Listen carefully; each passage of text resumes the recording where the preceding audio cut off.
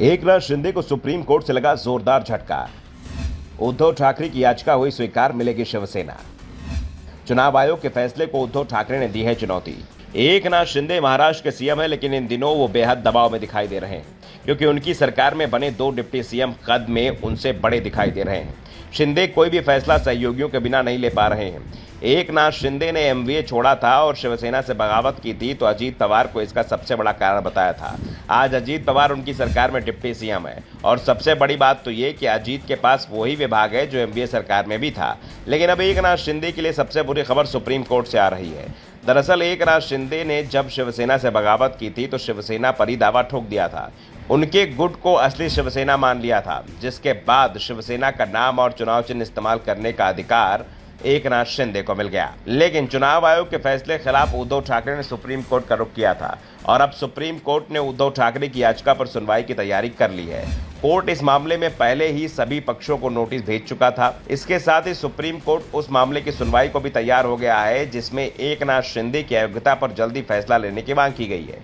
Court में ठाकरे गुट के नेता सुनील प्रमुख ने याचिका लगाई थी कि जिसमें कहा गया था कि कोर्ट विधानसभा अध्यक्ष को निर्देश दे कि एकनाथ शिंदे और दूसरे 15 विधायकों की अयोग्यता का जो मामला है उस पर एक निश्चित समय सीमा में फैसला लिया जाए। सीजेआई चंद्रचूड़ ने भी इसे सूचीबद्ध करने पर सहमति जताई।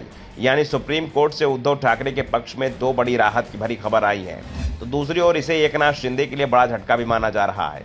दरअसल चुनाव आयोग ने 17 फरवरी को एकनाथ शिंदे समूह को शिवसेना के रूप में मान्यता दी थी।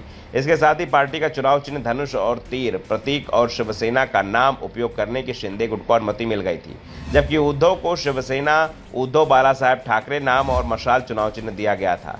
चुनाव आयोग ने कहा था कि उसने अपने फैसले पर पहुंचने के लिए 1971 के सादिक अली मामले में सुप्रीम कोर्ट के फैसले के अनुरूप यह निर्णय लिया है। लेकिन उद्धव ठाकरे ने चुनाव आयोग के इस फैसले को चुनौती देते हुए कहा था कि राज्यसभा विधान परिषद के साथ ही शिवसेना के संगठन के अधिकांश लोग उनके साथ हैं, बल्कि पार्टी संगठन विधायक और सांसद बनाता है। सुप्रीम कोर्ट इससे पहले भी उद्धव ठाकरे की याचिका पर फ्लोर टेस्ट के मामले में जिस तरह का रुख अपनाया था और राज्यपाल की भूमिका पर ही सवाल उठा दिए थे, उसके बाद से शिंदे सरकार बैकफुट पर दिखाई दे रही। और अब कोर्ट ने जब ठाकरे गुट की दोनों याचिकाएं स्वीकार कर सूचीबद्ध करने के संकेत दिए हैं, उसके बाद से ही शिंदे कैंप में हलचल दिखाई दे रही है।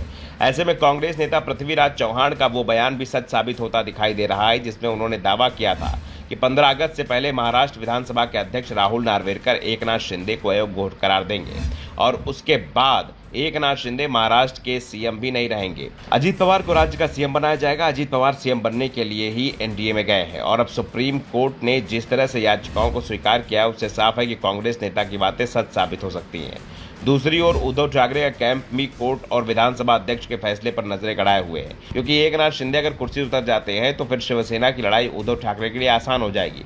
वैसे भी अभी तक जितने भी सर्वे आए उसमें साफ हो गया कि शिवसैनिकों की पसंद उद्धव ठाकरे ही हैं। ठाकरे को लेकर राज्य में सहानुभूति भी दिखाई दे रही है। Bureau report, the Dhakad news.